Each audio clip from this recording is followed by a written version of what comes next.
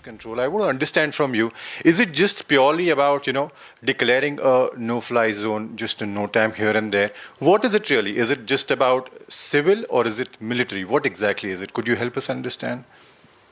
So, thank you for having me over.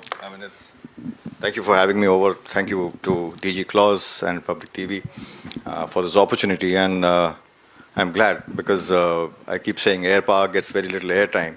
And when it does get it, it's usually to packed houses, So, beg your pardon, sir? You're on line in here. No, You're on that's light on the TV, light, absolutely in the lighter vein. No, yes, control of air. Now, control of air means different things to different people. There's a control of air and there's airspace control. And control of air is a larger construct. Airspace control is a subset of control of air. Control of air means being able to dominate, or it's about the degree of ownership of not just your own sovereign airspace. That is your own. Control of air in operational terms means decisive control of adversarial airspaces. And that is what will define and has defined warfare for the longest time, ever since air power came into the being. And this has more been so over the last several decades. In India, I think we've it's receded to our mind because I think it was brought out in the morning session that 71 was 50 years ago. As the last time we had full-fledged employment of air power, last and the only time. Air power was constrained before that in every conflict, after that in every conflict, that is 99 as well, except possibly for this time. So my larger picture point of view, 71, 50 years ago, we've forgotten the use of air power and what is actually the main role is. So if you do not control the vertical dimension over any surface domain, they're seeking, dominance over that domain will not be possible, especially in today's case. Because if the adversary has control of the air over you, it will come in the way of all your surface operations. And this has come out in the history of every recent war. So this is one aspect of controlling of air. Air superiority was a term that brought out. And other terminologies like this, favorable air situation, air dominance are loosely used.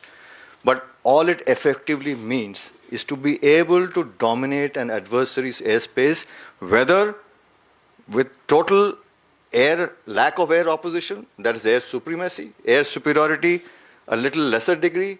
Favorable air situation means control of air or adversarial spaces in limited time and space for limited periods. Okay, so it's a degree. Whereas airspace control is to having the total situational awareness of what is there in that airspace volume in your sovereign airspace and during war over contested airspaces.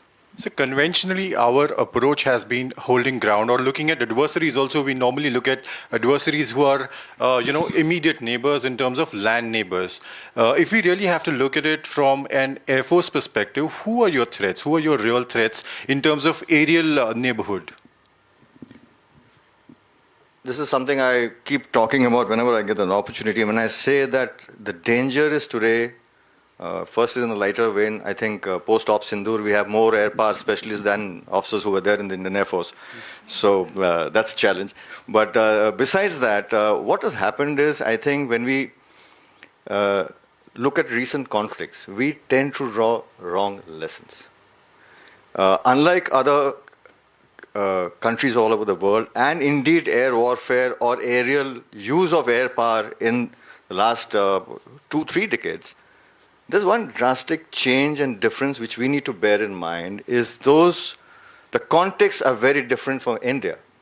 All the lessons which you see over the past 20 years of use of air power has been against conditions with little or no air opposition. Please look at Ukraine. Ukrainian Air Force lasted for a very short period of time. Today it is having to prosecute the warfare the way it is, not because of its choice, because drones are its only answer now. It didn't have an air power, adequate enough to defend itself, let alone have an air power with an offensive capability. So in the absence of its offensive capability, it has adapted to warfare differently. Russian Air Force has never been conceived in it structurally and organizationally and doctrinally to dominate adversarial airspaces. They don't need air superiority in their air warfare doctrine because for them, air power is a clear subset of the surface campaign. Israel is an entirely different kettle of fish because its adversaries do not have air forces. But in our case, we have two strong air forces against us, who are air forces which one is a near peer air force, one is a larger air force. And both are very well integrated into the military strategy and the national security of the nations.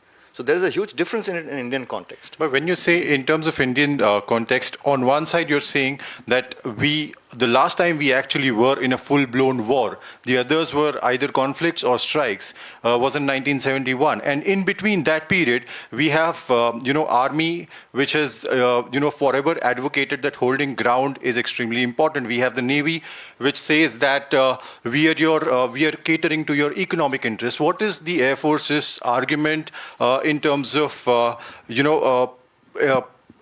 probably, what is the role of the Air Force beyond just guarding the skies when there is a conflict or a skirmish, such as the one that took place recently?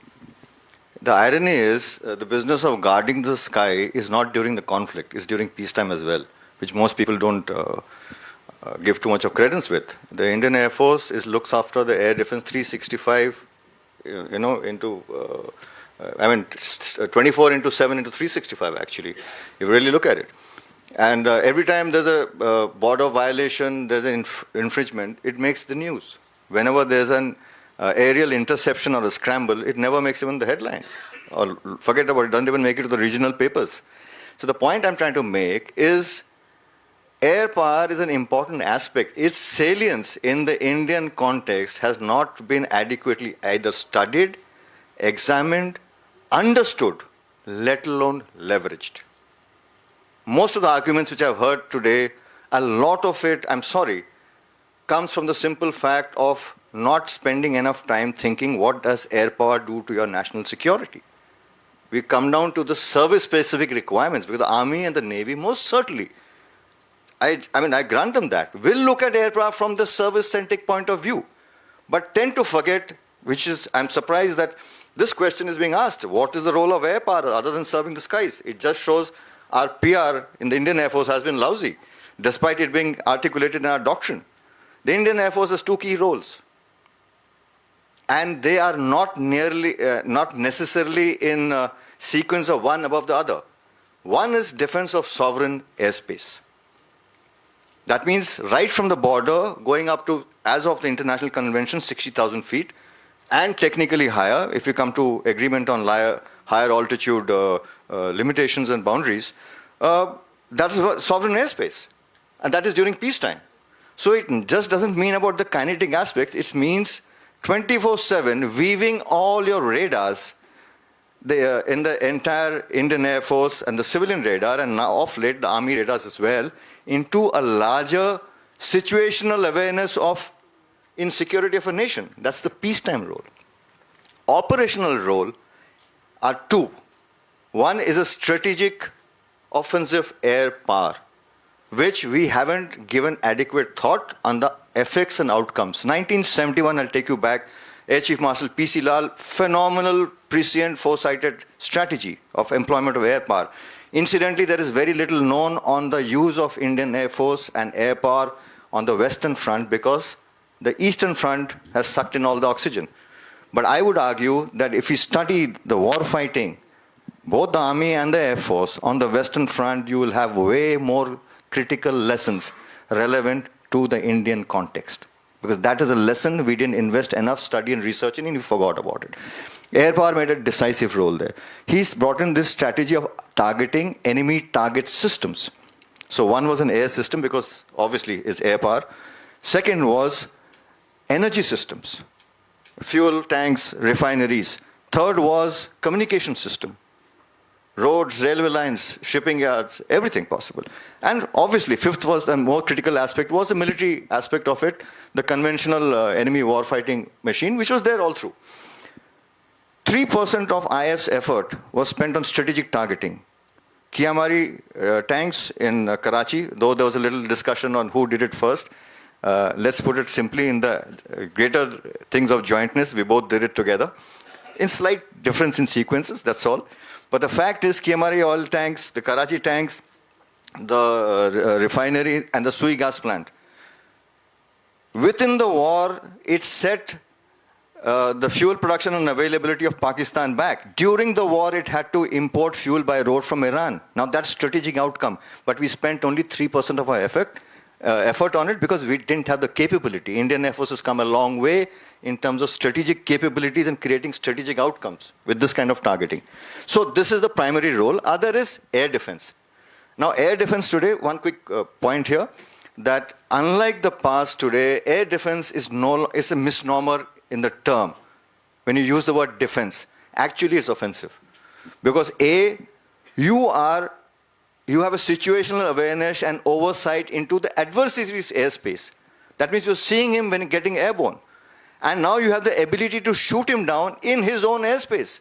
So air defense, from the earlier 70s construct where you waited for him because you didn't have the capability to come into your territory to shoot him down, now you're doing it in his own territory. And very interestingly, the IF's latest doctrine, in his chapter on no war, no peace operations, in against external threat, underpins saying that operations will be on these two strengths. One is offensive air power capability and offensive air defense, and it is held true. So we saw in terms of attacking the systems, we actually saw a number of precision strikes that crumpled various establishments within Pakistan. What, in your view, actually brought Pakistan to, ask for ceasefire in Operation Sindoor? Okay, I'll start this answering the question in a little different manner, because of late I realized, in fact, all of us have seen that. The Ukraine war brought in the first change of outlook towards air defense. Forcing us to relook at air defense entirely differently. That it reached that situation was a flaw in the Russian strategy, because it didn't take out its air defense with the kind of goal and precision and the overwhelming manner it is needed. Okay. So there came in a strategy of air denial. Now, air denial, I want to put it on record, is a strategy of a weak nation which does not have an adequate or a capable air power. I'm sorry, Indian Air Force has just been declared the third in the world MMDR rankings. That's a different issue. But the point is, why has this change come with reducing numbers? It's just because of demonstrated capability, what it can achieve. Okay. So the point I'm trying to make here is that Indian air defense, people started suggesting that probably air denial is the idea to go forward. Okay. Look at Israel, Iron Dome, the innermost layer of its three-tier concept of air defense protection. Iron Dome is the innermost layer. Small country, but it couldn't prevent 100% missile and drone threats. And that is the reality. Look at India's scale and size. There is no way you will get enough air defense to prevent, to seal off the entire country. Missiles, drones, and aircraft, I am sorry, will come through. Yes, how effectively are you in engaging them, in what number of manners? That's where your importance comes in, and how well you plan your air defense. But what brought Pakistan to the table, which General Ghai was mentioning about, them coming to the ceasefire table, was our offensive capability. Air power hurting them in a manner where they realize if they continue to be hit like this for a little more time, will bring in irreparable damage, because air power resurrection comes at a huge cost, especially because it's high-tech. So my point of argument, which I'm trying to make it in front of you, is please understand that a nation's ability to force its will or bring in decisive outcomes is with its offensive capability. Air defense prevented us from getting clobbered by him, kept us safe. So there's a huge difference here. But the important point is you can't do one without the other. Both are integral parts of air defense, and offensive air power are integral parts of air power, which I call, they're like the synergistic twins, the Siamese twins. You can't do this, joint at the hip. Okay. Could you, I mean, this particular Operation Sindoor especially saw, a non-conventional warfare in the sense a lot of drones exchanging and being shot down, the visuals.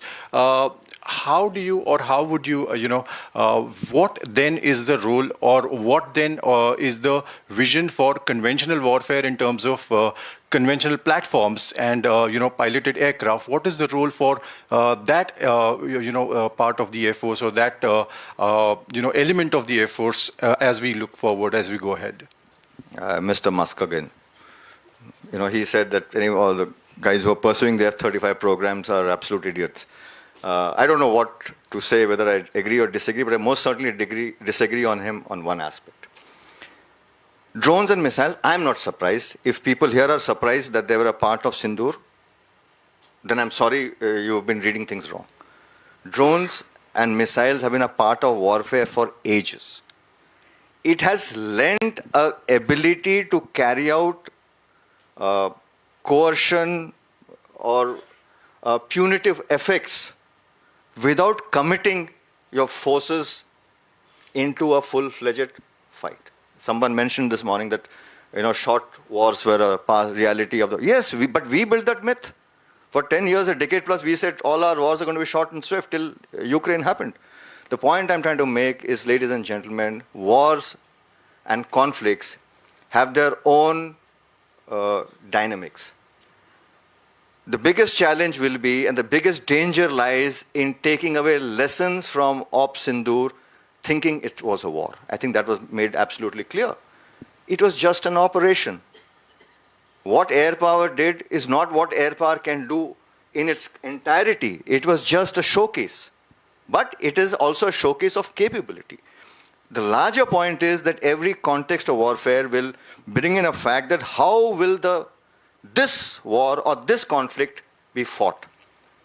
Our problem is in the absence of really deeper study and analysis, a lot of anecdotal reporting, points of view, we have drawn the wrong lessons from the right wars. Our context is different. Indian context is vastly different, whether it is in the, let's face it, continental threat is our fundamental threat. Navy in Indian Ocean is a strategic requirement. It's not a security requirement as yet, for heaven's sake. Continental threat is just security environment, borders, unresolved borders, a hostile neighborhood that was brought out in the last panel. So where does air power fit into this? It fits in to bringing your war-fighting capability towards a larger military strategic goal and a national goal rather than service-specific requirements. Brilliant thing about Sindoor was not about air power doing this or air power doing that. Yes, most certainly, I keep saying, it was a resurgence and a revival of air power, a realization in the Indian strategic and security community that air power exists and still has a huge role to play. But the more important message, I think, what happened in Sindoor was analysis of a situation, which I think General Ghai brought out brilliantly, saying that the services sat together, worked it out, okay, what will work best in this situation, and let that service play the role. Tomorrow, it will be another role where another service will play the lead role, or may have 2 or 3 services playing the role together. You cannot make the mistake of preparing only for one kind of fight. So I think what has come out in Sindoor is that we need more agile strategies, agile ways of war fighting, rather than insisting on certain structures. Yes, theaterization most certainly for a larger goal of being able to prosecute warfare and bring together all the services for the best military solutions to a larger national objective and not a service-specific victory or a goal.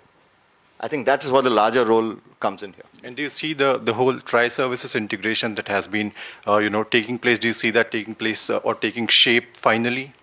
It's ironic because in this discussion, debate today, we heard everybody and all kinds of thoughts brought out. The US system, the Chinese, the Russian systems, the way the US military struggled with it. Incidentally, what we are facing here between the Army, Air Force and the Navy, it's a pure professional competitiveness which is there in every military in the world. Nichols Goldwater today is again under rethink because it has not brought in, incidentally it was brought in for greater civilian oversight over the military and not so much about military jointness. That happened to be a convenient second point. But the point I'm trying to make is the militaries take a long time to evolve. We are in the process of evolution. Just because we're in a day and age where technology and things happen overnight, if you think you're going to get a solution to this overnight, I think going wrong. And I'll leave with one thought. Very interestingly, look at China.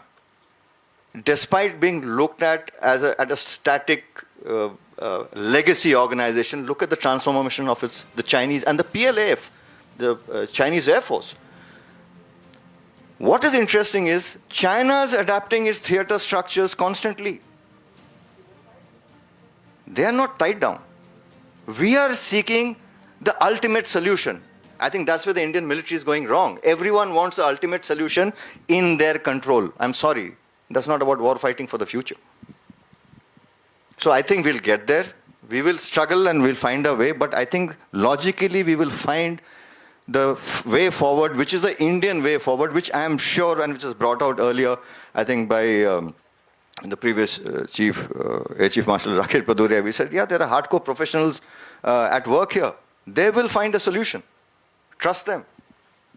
Hey, Marshal Choudhury, thank you very much for your very, very frank opinions on this. Thank you very much for talking to us.